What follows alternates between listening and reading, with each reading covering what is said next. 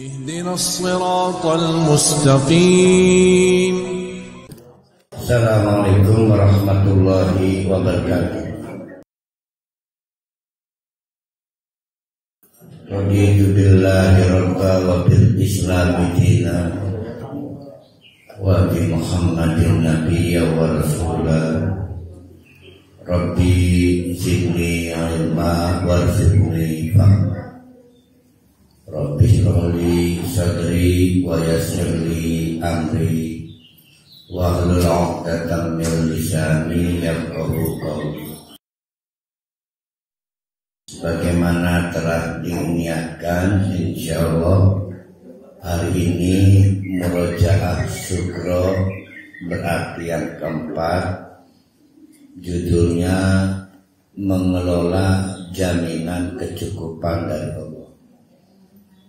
Mengelola jaminan kecukupan dari Allah. Kalau murojaah sugro yang ketiga apa itu? Ada yang ingat? Yaitu, siapa yang ingat judul murojaah sugro yang ketiga? Semua terserah padamu. Kalau murojaah sugro yang kedua, memelihara jaminan keselamatan dari Allah. Nah, yang keempat ini memelihara jaminan kecukupan dari Allah.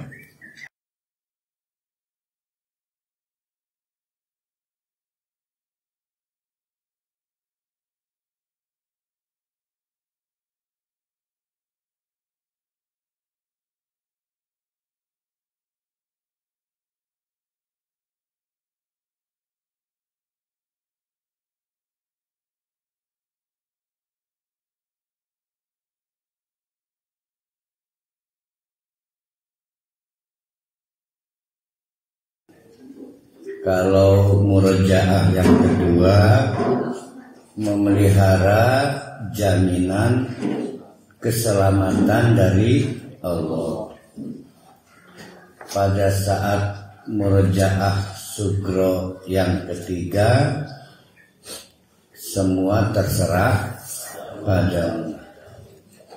Nah, ini yang keempat, yaitu murojaah sugro yang keempat dengan judul murojaah sugro memelihara jaminan kecukupan dari Allah. Kata kuncinya cukup. Kata kuncinya cukup. Cukup itu lawan dari kurang, bukan lawan dari sempurna. Jadi kalau kita berkekurangan, itu artinya tidak cukup. Jadi cukup itu lawan dari kurang, bukan lawan dari sempurna. 10 tapi kita baru punya 6. Nah, itu tidak dapat disebut kurang 4, tapi tidak sempurna. Karena cukup bukan berkaitan dengan angka. Cukup itu berkaitan dengan kebutuhan. Cukup itu berkaitan dengan kebutuhan. Jadi beda cara pandangnya. 10 walaupun kurang 1 tetap bukan 10. Tidak disebut kurang 1. Jadi bedakan antara kurang dengan tidak sempurna.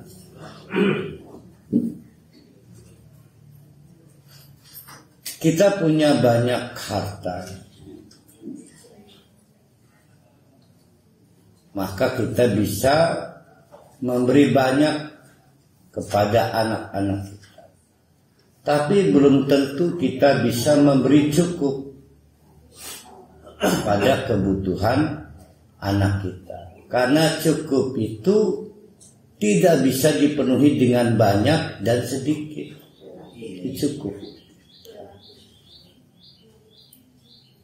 Pahamur gini Bu. Romlah.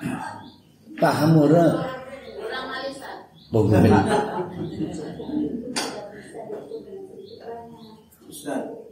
Cukup sudah. Cukup sampai di sini saja. Kalau siapa itunya? Ustaz. Ya. Apa yang Ustaz bilang sebentar ini betul-betul saya alami Ustaz. Kapan itunya? Masya Allah. Orang pensiunan itu kan tak pernah banyak Ustaz ya. Tapi nggak pernah saya kurang makan. Jadi cukup ya. Cukup. Ya bagus. Masya Allah. Betul-betul luar biasa. Ya, saya ulangi karena ini pengantarnya agak deep ya. Kita akan bicara berkaitan dengan nama dan sifat Allah yang kelompok keempat, yaitu Al-Azim, Al-Majid, Al-Kabir, yang kemudian ditambahkan pada hari ini sebetulnya Al-Hasib, Al-Wakil. Cuma nggak kita bahas karena waktunya habis, tapi kita tampilkan di Murojaah Sugro. Kita beri judul untuk melengkapi Murojaah sebelumnya, yaitu memelihara jaminan kecukupan dari Allah, supaya kita sadar bahwa kita ini sebetulnya ada yang maha mencukupi. Kata kuncinya adalah cukup. Cukup bukan lawan dari kurang. Cukup lawan dari kurang, bukan lawan dari sempurna. Kalau saya punya 6, punya 10, tapi baru ada 6, maka tidak dapat disebut kurang 4. Tapi yang benar adalah bukan 10. Jadi tidak sempurna disebut 10. Itu yang benar. Nah, oleh karena itu cukup itu tidak ada kaitan dengan berapa banyak yang dibutuhkan atau terlalu sedikit yang diterima. Boleh jadi beberapa bapak-bapak, ibu-ibu dianugerahi harta yang banyak dan karenanya dapat memberi banyak juga pada anak dan istrinya. Tapi belum tentu bisa memberi cukup. Karena cukup itu tidak dapat diberikan dari yang banyak. Cukup itu adalah yang tidak kurang. Jadi manusia itu tidak akan mungkin bisa memberikan cukup sampai kiamat kurang 1 detik. Jadi manusia itu secara fitrah memang tidak bisa memberi cukup. Bisanya memberi maksimal, optimal. Ada yang punya dokter langganan. Apakah cukup punya dokter maka kita hidup nyaman dengan jaminan kesehatan dari dokter? Enggak, karena yang dilakukan dokter hanya bekerja maksimal. Yang membuat kita nyaman, cukup, jaminan cukup kesehatan itu namanya Allah. Nah, itulah kenapa ada ayat wa idza tawakkal 'ala Allah fa huwa hasbuh. Gimana ayatnya itu? Belum yang di situ.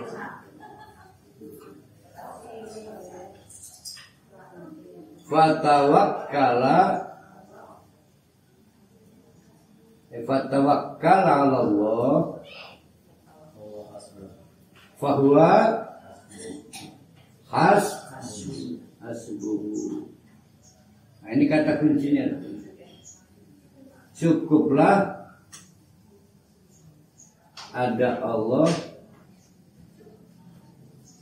bagi yang tawakal. Jadi cuma Allah yang bisa memberi cukup. Yang bisa diberikan oleh kita bukan cukup, tapi banyak atau sedikit.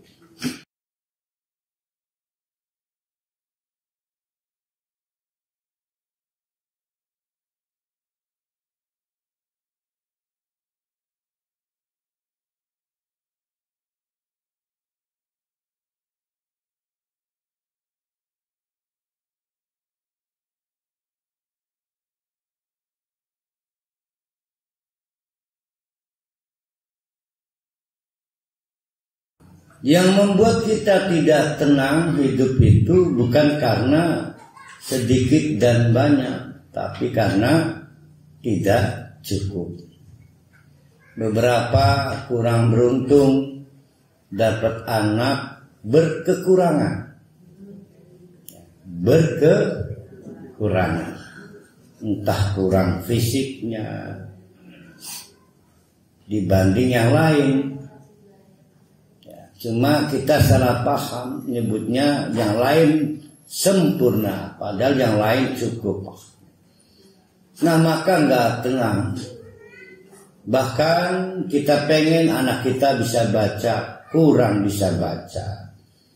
Baru tenang kalau sudah bisa baca. Anak kita kurang adab, tidak nyaman. Baru tenang setelah anak kita punya ada. Terus kita berkekurangan. Ya. Ternyata orang-orang yang kaya juga berkekurangan.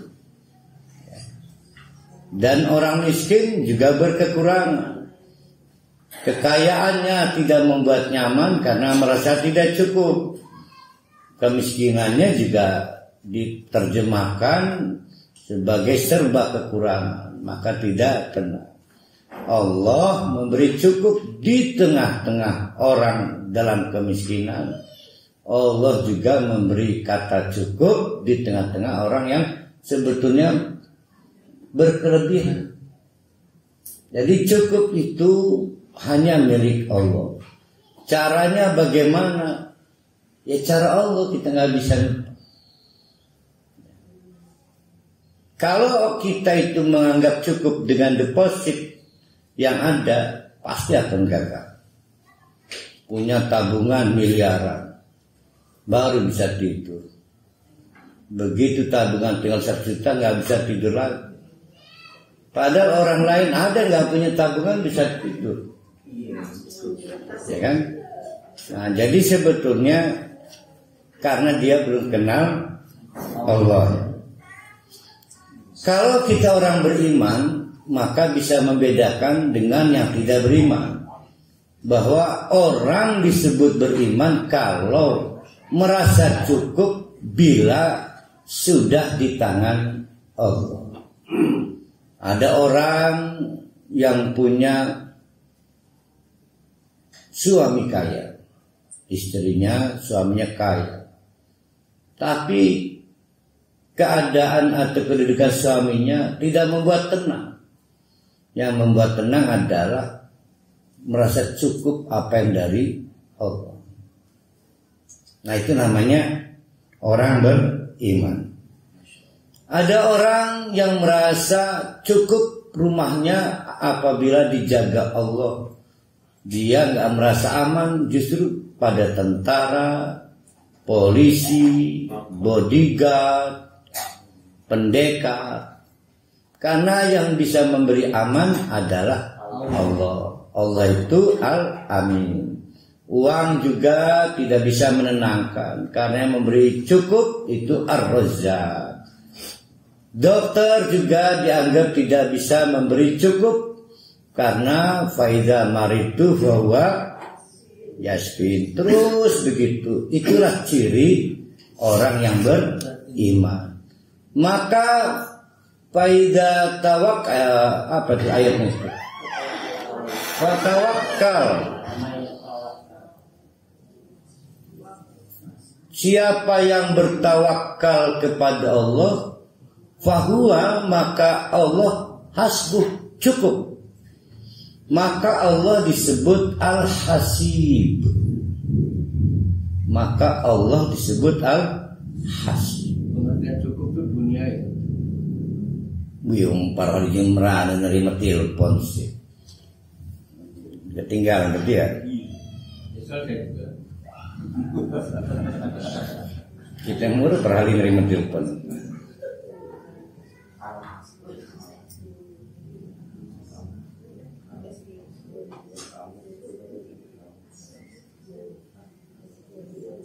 Allah itu hasib. Allah juga wakilun. Jadi pada kelompok 4 ini ada 2 nama yang belum terbahas. Tapi kita lengkapi di murojaah. Allah itu hasibun, Allah itu wakilun. Tidak mungkin Allah menjadi hasibun kalau tidak kita tempatkan Allah sebagai wakilun. Hasibun itu apa? Pemberi cukup, mencukupi sehingga tidak pernah kekurangan. Jadi cukup itu lawan kurang, bukan lawan sempurna. Orang mukmin itu nggak nyari sempurna, nyarinya cukup. Dan yang punya cukup hanya Allah. Orang kaya punya banyak tapi tidak bisa mencukupi. Dokter punya banyak pengetahuan tapi tidak bisa mencukupi kebutuhan sehat. Tentara dengan senjata-senjatanya, polisi juga dengan banyak pasukannya tidak bisa memberi rasa aman yang cukup. Tapi mereka bisa melakukan pekerjaan-pekerjaan secara maksimal. Dan yang membuat kita tenang bukan itu, tapi rasa cukup itu. Nah, kalau mau berkecukupan dari Allah, tidak ada jalan. Kecuali kata Allah, saya mau mencukupi kalian, asal kalian menjadikan saya wakil. Tawakkal. Maka Allah melengkapi namanya dengan ini Allah hasibun, nama kan? Hasibun dan wakilun. Allah itu hasib, Allah itu wakil. Kalau hasibah ini kita ambil dari hasibah yasabu hasban,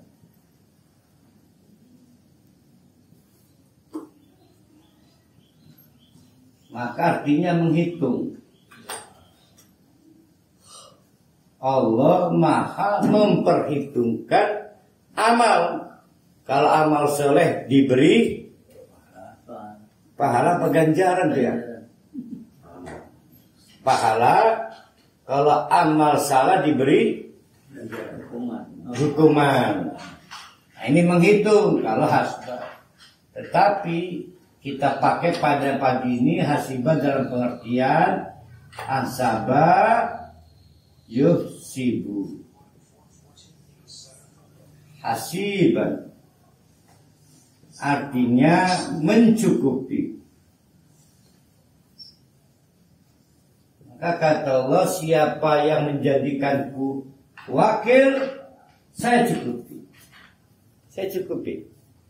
Wakilun, wakil berarti yang menangani segala hal yang tidak bisa kita tangani. Maka karena saya nggak bisa ngambil air jam-jam, kebetulan ada yang sedang pergi umroh, tolong saya bawakan jam-jam. Berarti saya mewakilkan kebutuhan jam-jam pada orang yang sedang umroh karena saya tidak mampu ngajar ngaji. Segala keterbatasan kita, ketidakmampuan kita, pasti meminta wakil. Yang jadi masalah kekeliruan saya mewakilkan urusan saya yang sama keterbatasannya dengan saya. Sama-sama manusia, sama-sama berkekurangan. Pasti banyak kucewanya. Kucewa. Iya, artinya tidak sesuai harapan. Maka mewakilkan urusan pada orang itu 99% hasilnya kecewa. Ya itu mah kepaksa ada pilihan. Yang paling 100% tidak pernah mengecewakan hanya Allah. Jadi bertawakal itu menjadikan Allah wakil. Kata Allah, kalau kamu menjadikan saya wakil, bukan Pak Desmond, apalagi Pak Yandri, maka saya cukupi kebutuhan kamu. Dijamin jauh dari kekurangan. Walaupun kata orang lain jauh dari sempurna. Nah, itu perbedaannya di situ. Kan kata orang kasihan amat, tiap hari ganti suami. Bukan itu tukang ojek itu. Oh, berarti dia nggak punya kendaraan kan, pribadi kan. Tapi dia merasa tidak pernah kurang karena cukup.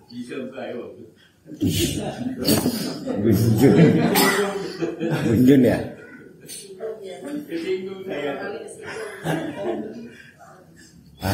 Ngegibah bunjun itu. Hati parhalimu. Sampai di sini paham ya? Jadi konsep dasar tawakal kepada Allah itu ngejar berkecukupan. Nah, disinilah problem kita. Problem kita itu di sini. Meskipun ini juga tidak ada di dalam list 99 Asmaul Husna. Dia ada ini mah. Oh, berarti lagi hilang kan. Kenapa kita tidak boleh mewakilkan urusan kita pada selain Allah? Hanya kepada Allah. Kenapa? Bertawakal itu hanya kepada Allah. Kenapa? Yang pertama, wallahu ala kulli syai'in qadir. Tawakal hanya kepada Allah. Atau jaminan kecukupan itu hanya bisa dibuat tawakal kepada Allah dengan 4 alasan. Yang pertama, Allah maha mampu segala-galanya.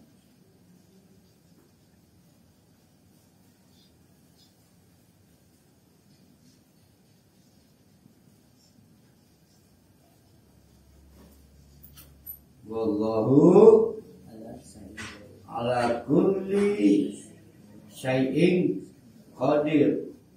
Nggak ada yang nggak Allah mampu, semuanya Allah mampu. Sementara kemampuan kita terbatas. Dokter hanya masalah medis. Semakin tinggi ilmuwan semakin lebih sempit lagi. Cuma masalah ginjal. Ada yang cuma bisa masalah gigi. Bahkan sekarang ada yang cuma masalah pitak. Karena dia urusannya urusan kecantikan. Ada klinik bening sama kan. 300.000 itu biasanya. Pantas banyak ibu yang mukanya licin kenapa ya? Nah, itu mah penipuan itu. Licin mah gosokan kan. Jadi Allah itu maha segala-galanya, sedangkan manusia sangat terbatas kemampuannya. Ya. Itulah alasan kenapa kita mewakilkan urusan kita kepada Allah. Kita ini nggak tahu bagaimana cara ngurus besok. Allah udah tahu. Maka kita wakilkan urusan kita kepada Allah. Yang kedua, karena Allah yang memiliki segala-galanya. Gala itu lirik lagu apa itu? Roma. Gala. Gimana mah apal? Oh iya, yang ngomong Bengal, dangdutan biasa. Allah Maha memiliki segala-galanya. Jadi gala-galanya itu potongan dari nama kampung Bengal. Allahu Malikul Mulk. Apa yang Allah nggak punya, semuanya Allah punya. Uang Allah punya. Alat-alat mempercepat perpindahan tempat kendaraan Allah punya. Kita sangat tidak punya apa-apa. Sangat tidak punya apa-apa. Ada seorang ahli ibadah mau diberi hadiah oleh seorang kepala negara. Beri kesempatan saya untuk membahagiakan dengan kekayaan yang luar biasa, kata si kepala negara ini, karena ingin takdim kepada ahli ibadah. Kata ahli ibadah, mohlah. Mohlah itu apa ya? Nggak maulah. Wah, kenapa? Orang lain pasti berbinar-binar.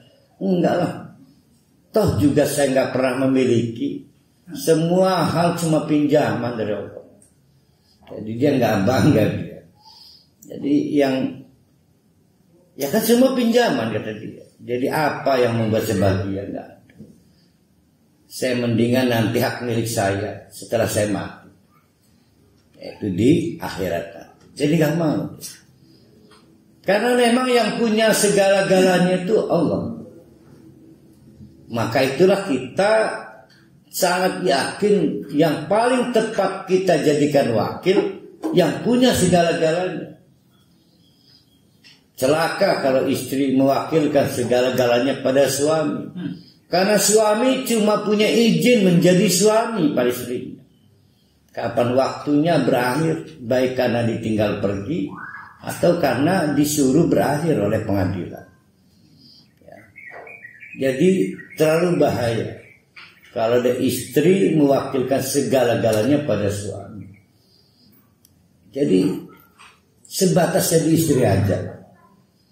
Jangan suami meninggal ikutan meninggal, jangan. Mendingan sebelum terlambat omong pada suami. Nanti kalau mati jangan rewel masing-masing.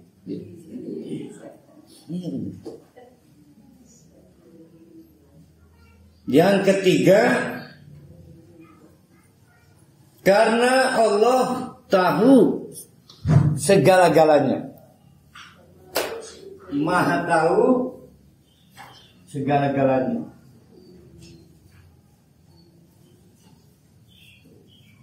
Allah Maha tahu gala. Ya Pak Iman ya. Wallahu ala kulli syai'in alim ya.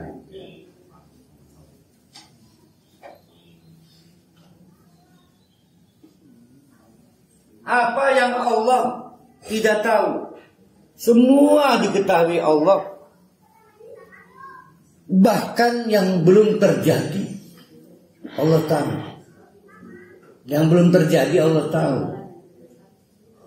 Dulu waktu Pak Haji Rusdi masih usia 10 tahun, udah punya teman di sekolah.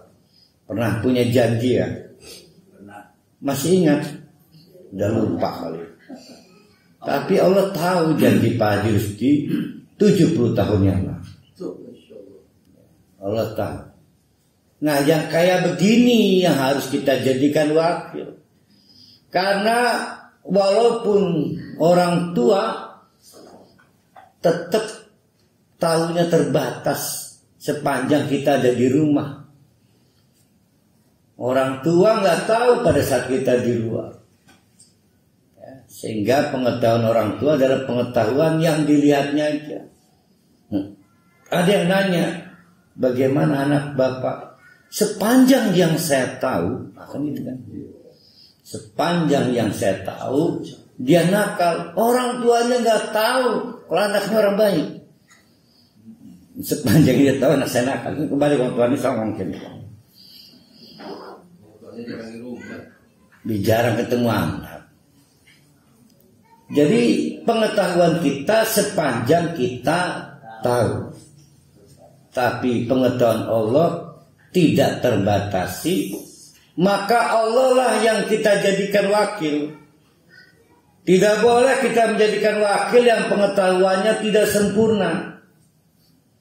Ada orang yang tidak tahu arah ke Pontang, dimintain tolong wakili saya ada acara di Pontang, berangkat dia pakai pesawat dia. Serius. Karena bagi dia Pontang itu di Bontang itu. Karena pengetahuan terbatas. Yang keempat, karena Allah Maha menyayangi.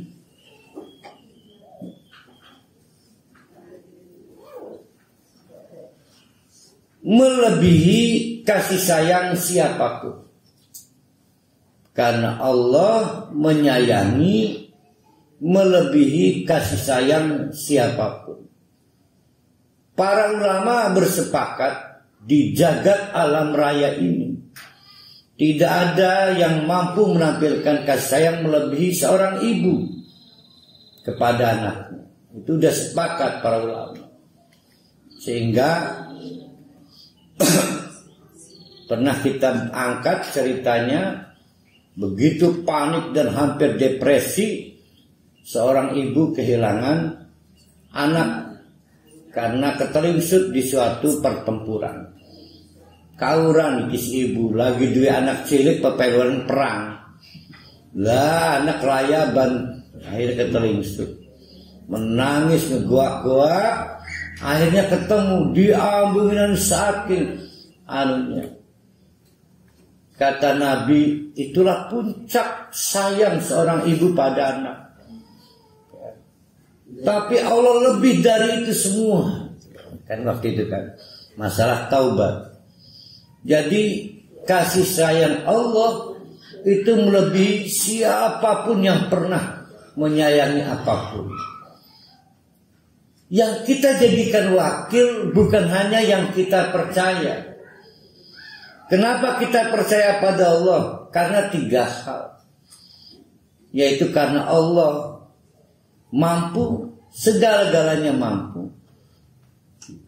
Karena Allah memiliki, segala-galanya dimiliki. Karena Allah tahu, segala-galanya diketahui.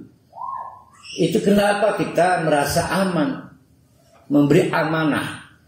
Tapi kenapa kita juga tidak bisa pindah ke lain hati, hanya kepada Allah bertawakal. Karena Allah menjadi wakil kita dengan penuh kasih sayang. Sebab banyak orang pintar tidak punya rasa kasih sayang pada majikannya. Banyak juga orang yang berkecukupan diminta jadi wakil berkhianat juga. Karena tidak punya rasa sayang kepada orang yang memberikan kuasa wakil. Ya. Nah, Allah melebihi siapapun dan kasih sayang. Nah, 4 hal inilah yang harus dijaga. Sekarang mari kita ukur, apakah kita layak bertawakal kepada Allah? Wajib, maka kita dapat ihtisab. Nah, ini dulu ihtisab dulu. Kalau saya rubah kalimat hasibah ini menjadi ihtisab, ihtisabun, maka dia punya teman namanya ikhlas.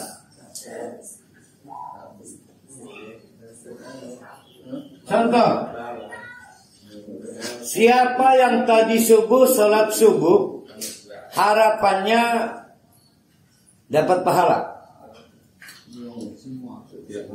Itu namanya ihtisab. Namanya ihtisab. Jangan pahala lah. Dapat apa pemberian itu disebutnya itu hadiah. Dapat pemberian dari Allah. Terserah mau dikasih apa kan? Nah, itu namanya ihtisab. Boleh tidak orang sholat lebih dahulu ihtisab daripada ikhlas? Ini cuma berharap ridha Allah. Cuma berharap. Jadi ikhlas itu bukan berarti nggak berharap, tapi cuma ridha Allah. Jadi ada ikhlas, ada ihtisab.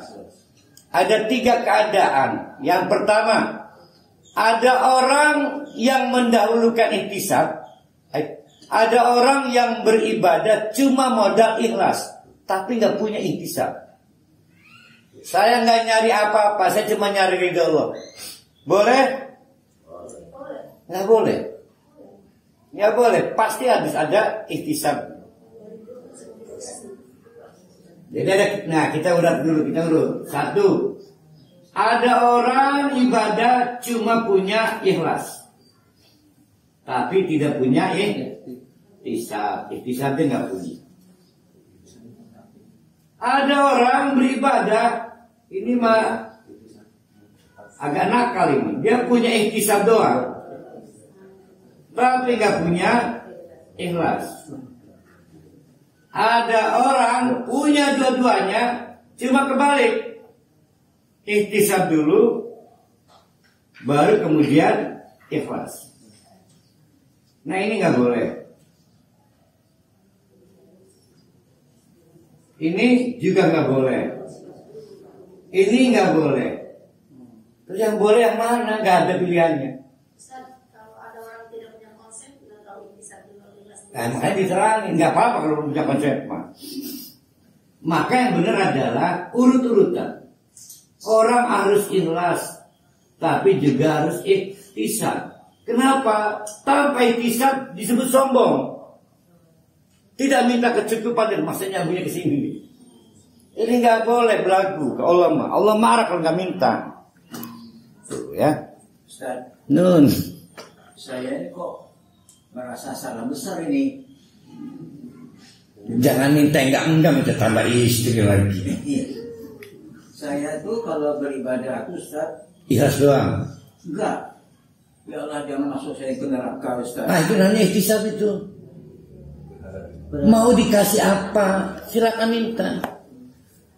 Asal jangan ke neraka. Itu namanya ihtisab. Jadi ihtisab itu meminta sesuatu selain ridho Allah. Jadi urut-urutannya dulu diperbaiki. Pertama ikhlas. Ini kalau bukan karena ridho Allah, saya nggak salah suka. Saya tidak ridho Allah. Kenapa kita bisa khusyuk? Karena kita ihtisab. Ihtisab ngarep.com. Nah, yang jadi masalah ngarepnya kemana? Yang paling utama minta diberi cukup, bukan minta diberi banyak, apalagi diberi kurang. Ya, minta diberi cukup. Dari situlah akar kata ihtisab. Ustaz, kalau orang infak, dia ikhlas. Habis itu dia berharap mendapat penggantian dari Allah. Bagaimana itu? Ikhlas kan ada berharap tadi. Berharap dulu atau ikhlas dulu? Hilang. Orang infak kan ikhlas infak itu. Kemudian dia punya harapan. Nah, itu namanya mancing ngasih ikan untuk dapat ikan lebih besar gitu.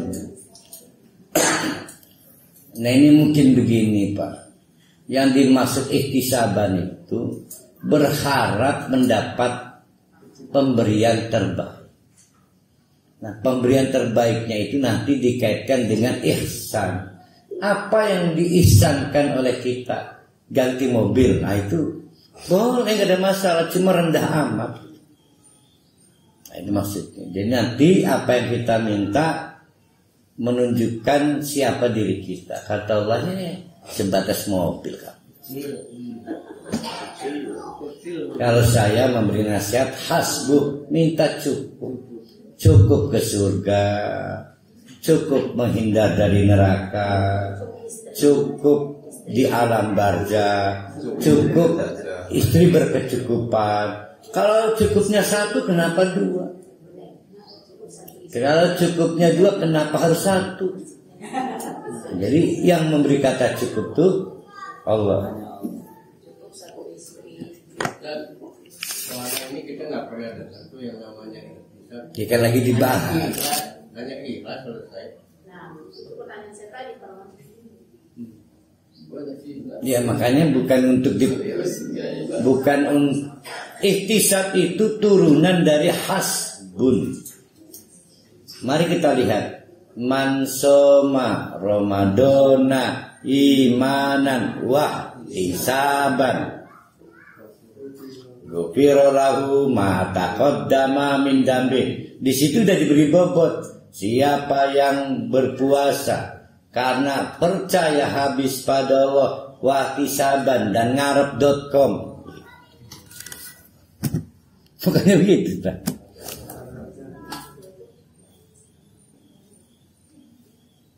Berharapnya harus dikasih keterangan dulu. Ini berkaitan dengan Allah tidak suka kita tidak punya harapan. Allah tidak senang kalau tidak meminta. Ya. Nah, kita kembali dulu.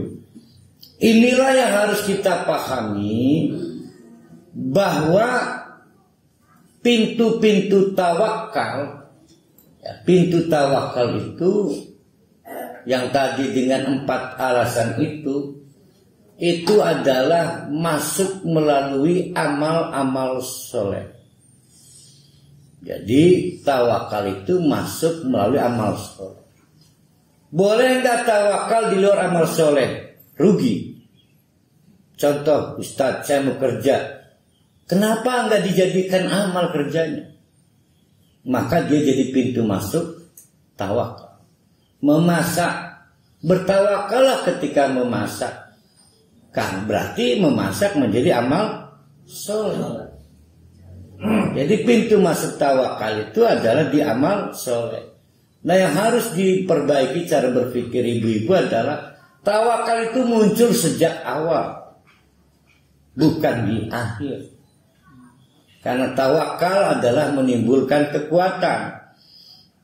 Tawakal akan berujung pada namanya at-ta'dim, yaitu turunan dari al-adim.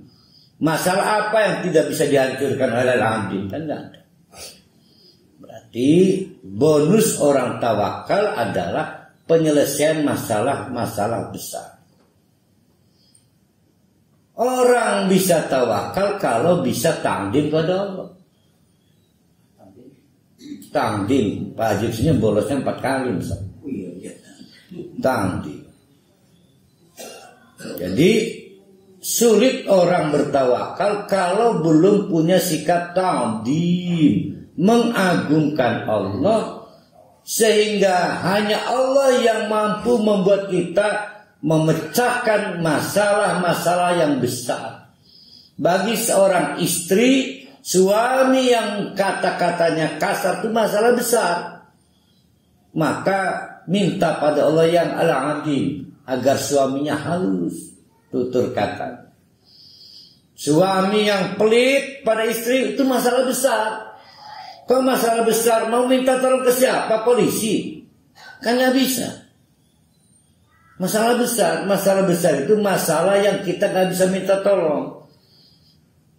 Saya belum pernah dengar ada istri melaporkan suami karena pelit. Mau cerita ke orang tua takut. Garang disembengin kita bersetuju, Bob. Kan malu. Dari dulu mama gak setuju, kamu punya suami itu, kamu punya nekat, sekarang terbuktikan, kan gak mau kita digitukan. Tanggung bahasa kan. Cerita pada temen tambah panas, itu masalah besar. Ya, maka kita hadapi dengan al-adil. Ada masalah yang gak masuk akal. Udah miskin pengen usaha, Alfamart modalnya berapa itu? Ada batas yang rasanya gak ketajam. Udah tua masih pengen punya anak, kan obsesif pengen punya anak kembar. Udah tua masih berharap aja. Gak ada masalah. Kita masih punya Allah yang Al-Majid. Tawakal pada Allah. Tapi bagaimana bisa tawakal kalau kita tidak tamjid? Nah, perkara yang paling besar adalah kita gagal menghilangkan al-kibriya. Karena walaupun kita sholat, kita tidak pernah takbir.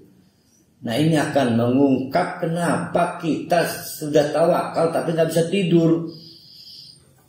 Karena kita tidak menghiasi tawakal dengan ta'dim, dengan tamjid, dan dengan takbir. Nah, itu rangkaiannya begitu ceritanya. Ya, rangkaiannya. Kan banyak orang tawakal. Tawakal itu dalam lisan apa bentuknya?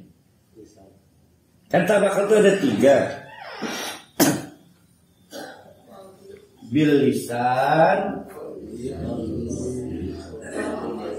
bil qalbi, bil amal.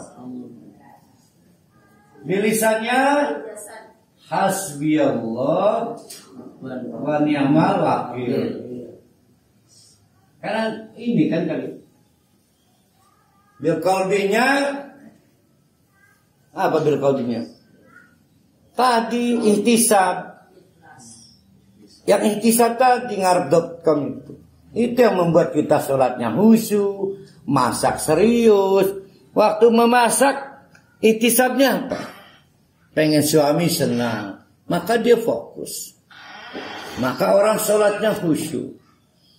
Maka orang belajarnya lebih lagi, karena ihtisabnya pengen lulus, pengen naik, pengen juara. Harus ada ihtisab. Apa asibtum annama khalaqnakum abasa? Apa asibtum? Apakah kalian pikir ini cuma main-main, nggak ada tujuan? Harus ada tujuannya. Itu ihtisab. Jangan cerita ke orang lain karena jarang tahu ya. Berarti selama ini tidak dijelaskan begini salah ya? Ini bukan salah. Jangan cerita ke orang lain, jarang ngasih tahu. Ya, berarti harapan. Jadi masalah besar kita, saya ulangi, adalah sudah tawakal menurut kita tapi belum cukup. Belum dikasih cukup. Selalu dikasih kurang. Padahal uang sudah banyak. Anak juga sudah banyak. Pengalaman hidup sudah banyak. Nggak ada yang tidak banyak, tapi tidak cukup. Karena tawakalnya masih palsu. Tawakal itu dapat wujud kalau ada ta'dim, tamjid, takbir. Perkara yang paling puncak adalah menghilangkan al-kibr pada waktu sholat. Sulitnya setengah mati. Ya, kemarin kita sudah kaji kenapa ada takbir pada adzan. Karena Allah pengen urusan paling besar adalah urusan Allah. Mungkin kita sedang masak, tinggalkan, matikan. Allah pengen diutamakan. Toko tinggalin, jangan lupa rolling door tutup. Sebab ini bukan di Mekah, bukan di maling. Lagi ngegandeng istri, ucurakan, langsung serupan.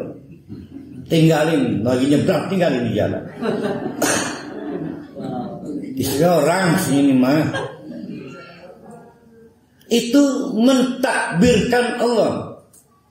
Pada waktu sholat, hampir semua gerakan diwiwiti dengan takbir. Dimulai dengan takbir. Karena Allah tahu kita gampang ngedelewer. Baru selesai amin, udah inget lagi masak, udah inget lagi utang, oh bentar lagi mau ke mos, oh macem-macem. Takbir lagi supaya Allah kita fokus. Nah, salah satu teknik untuk membesarkan Allah adalah ihtisab, yaitu mengingat kita ngarep apa. Cuma ngarep yang hasbuh dong, jangan ngarep yang remeh-temeh, jangan. Ngarep yang hasbuh. Semua amal soleh ada unsur tawakalnya.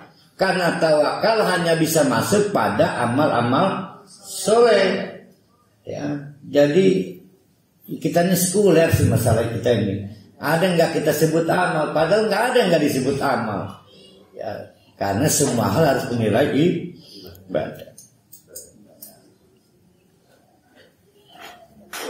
Maka yang menghancurkan tawakal adalah penghancur tawakal. Penghancur tawakal itu namanya al-kibriya. Penghancur tawakal, udah tawakal hancur, dibuat asam lambung naik, asam urat naik, oh nggak bisa tidur, insomnia. Kenapa? Karena tumbuhnya al-kibriya. Ini adalah zona terlarang, karena Allah adalah al-mutakabbir. Allah itu adalah sang penguasa kesombongan, al-mutakabbir. Jadi baik sombong halus, tahu sombong halus? Sombong halus itu ujub. Sombong halus, ujub. Sombong palsu, riya. Pamer itu sombong palsu. Ataupun sombong terang-terangan, namanya al-kibr. Jadi ada al-kibr, ada al-ujub, ada ar-riya. Ada lagi yang sombong kayak kentut itu, namanya as-sum'ah. Pengen di apa ya? Ya di alam, tapi pengen dibicarakan, kan di alam. Pengen dibicarakan. Saya nitip pesen Pak Mustahal, kalau ngobrol sama orang bilang ya soal saya. Dan semua kan sering begitu kita kan, titip jangan lupa ngomongin soal saya. Semua ada yang riya. Riya itu apanya zaman dia, tetehnya ya, Ratu Ria, tetehnya zaman.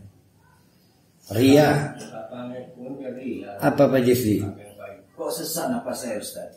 Wah, ini semprot Ria.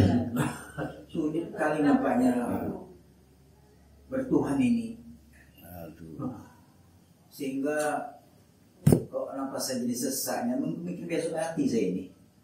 Karena mengingat beratnya tugas sebagai manusia bagi hamba Allah di muka bumi ini. Tidak boleh kita begini, tidak boleh begitu. Kan begitu, saya banyak larangan-larangan dan banyak perintah-perintah. Saya ingin satu kunci dari Ustaz. Kunci bagaimana meringankan beban saya ini yang sedang sesak nafas ini. Harus kenal siapa Allah dari dua aspek. Allah punya dua aspek nama. Satu aspek timbul roja, satu aspek timbul khauf. Aspek pertama, Allah bernama Jalalun. Aspek kedua, Allah bernama Jamalun. Nama-nama Allah yang menimbulkan rasa mahabbah disebut Jamalun. Tapi nama Allah yang menimbulkan rasa khauf disebut Jalalun. Maka kita nyebut Allah Jalla Jalalah. Harus imbang. Jangan kayak orang torikot, maaf bukan torikot, kelompok tertentu. yang hanya mengelola, mengembangkan nama-nama Allah dengan jamal. Oh mahabbah, tapi seperti tidak menginjak bumi. Tidak pernah mereka bicara Allah dengan ketakutan. Cinta tenggelam dan hanyut dalam cintanya. Maka akhirnya kayak terbang di angan-angan. Itu lagunya siapa itu? Terbang itu. Nah, ipata besar kali yang kedingin mana? Nah, anggun bah. Jadi harus imbang. Kenali Allah yang punya nama-nama menimbulkan rasa khauf, namanya Jalla. Jalla. Harus diantaranya adalah Al-Kibriya. Jangan coba-coba mencuri yang milik Allah. Sombong itu milik Allah. Al-Kibriya. Walaupun halus namanya ujub. Walaupun cuma menarik perhatian pandangan orang namanya riya. Walaupun cuma karena pengen didengar namanya sum'ah. Semua hal itu adalah melanggar batas, menyebabkan gugurnya tawakal kita. Tawakal gugur, maka sampai kiamat kita nggak akan dapat kecukupan. Padahal banyak harta, banyak anak, istri 4, mobil 8, yang bisa dipakai 1. 8 semuanya di polis Pak. Barang ciptaan KPK. Itu menjawab dari kenapa selama ini kita sulit amat ya tidur ya. Penyakit terus nambah. Saya lupa ngejapar dulu. Jadi harus imbang antara Jalla. Oh ini ya belum pernah nyampe ini ya. Yang ini ya. Jadi Allah itu punya 2 aspek nama. Ada Jalla. Kan sering kan dengar Allah Jalla lah ya. Jalla. Tapi jarang dengar Allah di jamalnya ya. Jarang. Padahal kan cuma di Persada dekat. Di sini Lodrang dekat. Dari jamal tumbuhnya apa? Mahabbah. Dan mabalah ar-raja.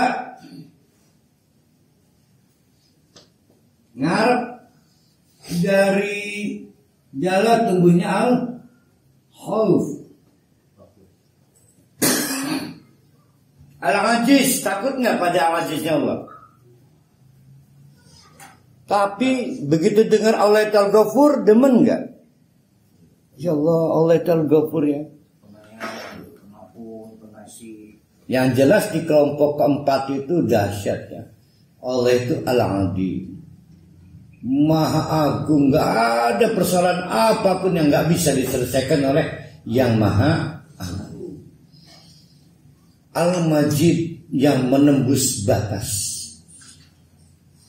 Sampai Sarah istrinya Ibrahim merasa nggak masuk akal, dikarunia anak, dikomentari oleh Allah, apa ajibtum singgawi kagum sira apa? Biasa aja kales gitu musuhnya kata Allah. Jadi yang kita anggap mengherankan itu adalah yang kita nggak mampu. Ya. Ada orang lari pagi di alun-alun 10 putaran. Gila. Karena saya nggak mampu. Pak Wahidin Halim masih katanya masih 3 game main bulu tangkis usia itu. Gila ya. Kita kagum yang kita nggak mampu. Kita menghadapi Allah yang mampu segala-galanya. Jadi ngapain kagum? Karena Allah mampu segala-galanya, sedangkan kita terlalu banyak tidak mampu. Nah itu dari Al-Majid. Ada takbir.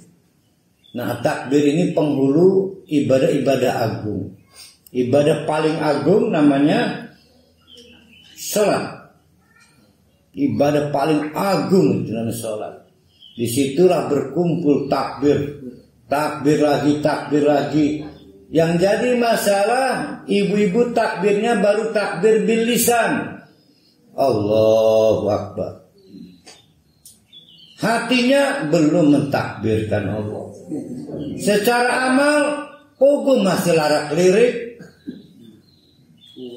Jauh dari khusyuk. Kata Allah, ya udah, ihtisab. Minta apa supaya kamu lihat khusyuk? Ihtisab.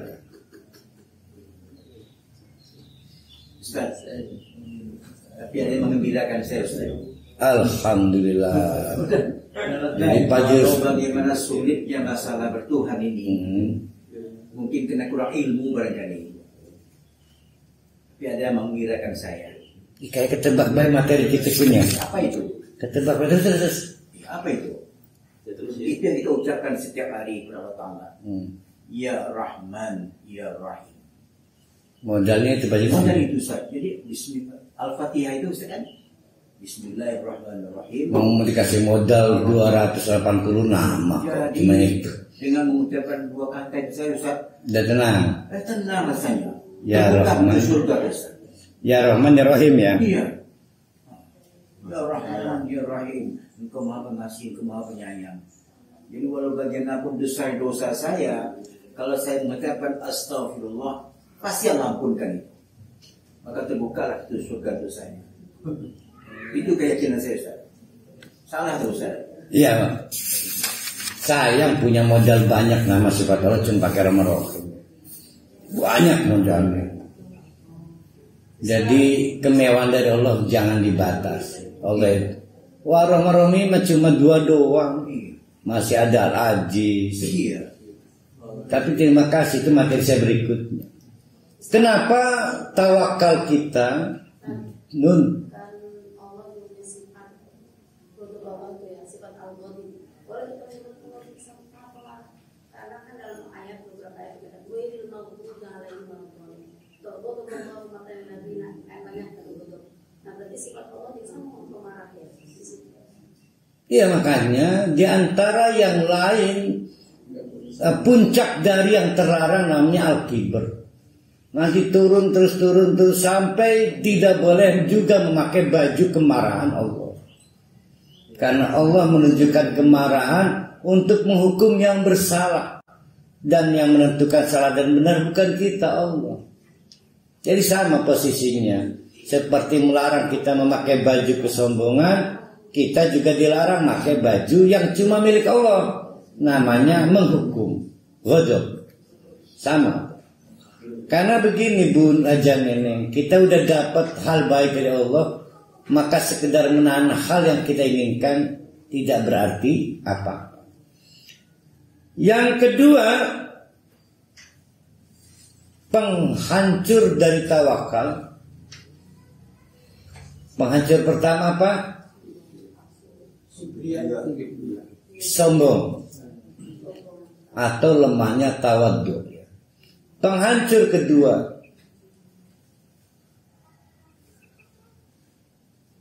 lemahnya keyakinan, keimanan. Walaupun sudah sangat paham. Seperti tadi wajah Neneng atau Pak Haji Rusti, Allah kan Ar-Rahman, Allah kan Al-Ghadab. Itu menunjukkan tingginya pengetahuan kita. Tapi belum tentu keimanan kita tinggi. Sedang semakin orang tidak percaya, maka cahaya redup. Seperti anak kecil megang samurai, maka gak bisa nebas apa. Padahal samurai itu sangat tajam. Tapi diserahkan pada anak kecil. Jadi iman menyebabkan tumpulnya samurai. Jadi sayang sekali sudah ngaji di sini kan tahu banyak, tapi nggak punya iman. Ya kayak samurai dinyakani anak cilik, maka dia nggak bisa digunakan apapun. Jadi tumpul. satu tahap berterima kasihlah pada Allah, kita jadi banyak tahu soal Asmaul Husna. Tapi menjadi sia-sia kalau kita nggak sangat percaya. Ya, tidak sangat percaya. Keluhan yang paling sering saya dengar, Ustaz, saya menghadapi masalah ini. Oleh Ustaz saya disarankan hasbiyallah wa ni'mal wakil. Ini versi panjang ya. Jangan sendiri kamu berdua sama istri baca, ganti hasbunallah ya Ustaz, ganti hasbunallah. Tapi kok tetap aja Ustaz, dia punya masalah. Saya jawab yang salah kamu bukan Allah. Karena ya ayyuhalladzina amanu dzkurullaha dzikran katsiran. Enggak pakai batas kali. Jadi terus saja hasbiyallah wa ni'mal wakil. Sampai kapan? Sampai Allah memberikan cukup. Cukup tenang. Orang lain yang nagih juga cukup. Orang lain yang kecewa juga cukup kecewa. Nah itu, jadi jangan membatasi zikir. Alhamdulillah balik lagi. Tapi ini gak pakai lama, cuma seminggu cukup juga. Jadi yang jadi masalah bukan pengetahuan. Pengetahuan itu satu langkah, keimanan menyempurnakan dari bagaimana cara pengetahuan itu digunakan. Nah, menumbuhkan keimanan ini yang barang susah. Orang yakin itu ya. Kenapa sih orang sulit percaya? Karena selalu setan datang menawarkan hal lain. Gitu Pak. Udah sih nyewa polisi aja selesai digertak gitu. Jadi kita sulit gitu. Ya, sulit kita itu. Kita belum pernah mentandingkan Allah. Jadi nggak boleh punya pembanding, nggak boleh. Laisa kamitslihi syai'un. Yang ketiga,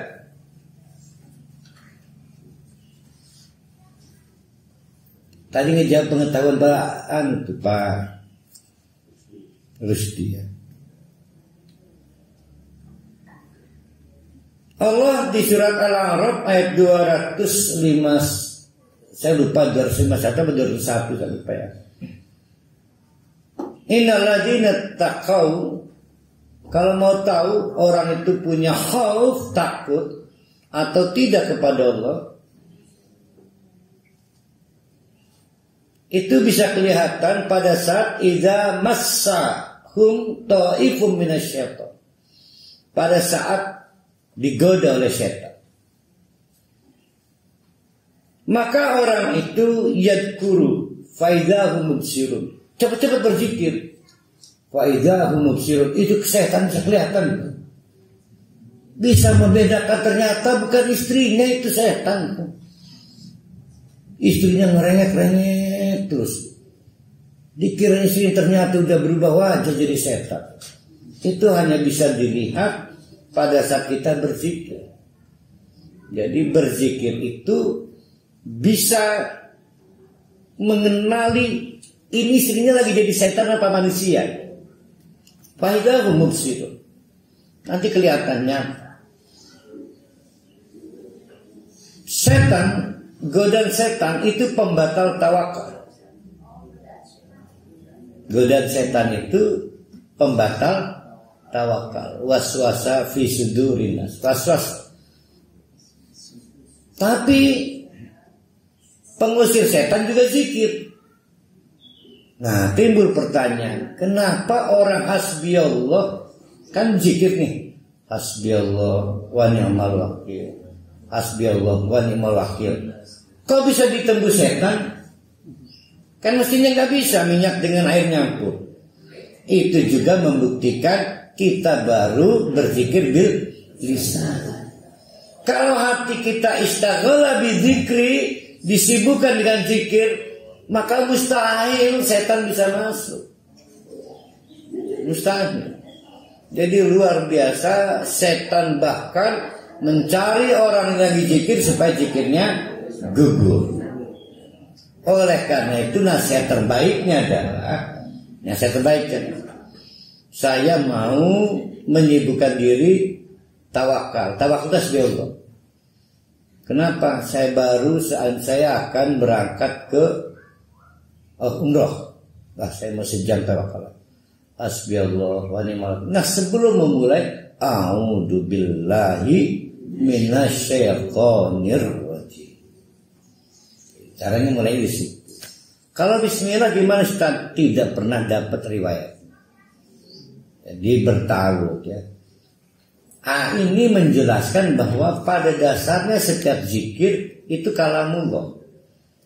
Fa idza qara'tal Qur'an fasta'id billah. Bukan faqra bismillah kan? Apabila kalian akan membaca Al-Qur'an maka fasta'id billah. Nah, bapak-bapak, ibu-ibu, walaupun sambil berjalan pada kelompok ketiga saya menambahkan Al-Hasib, Al-Wakil, Al-Kibriya, melengkapi yang sebelumnya yaitu Al-Adim, Al-Majid, dan Al-Kabir, dan dirangkaikan dengan satu pemahaman yang utuh bahwa pemberi jaminan kecukupan tidak ada lagi cuma Allah. Selain Allah cuma punya banyak dan cuma punya sedikit. Yang punya cukup hanya Allah. Betapa hebatnya kalau kita mengimani 6 nama-nama sifat tadi di kelompok 6, maka dijamin kita enak makan, enak tidur, asam urat nggak naik. Apalagi sudah usia Pak malah bisa lagi kalau mengelola kecukupan hanya dari Allah.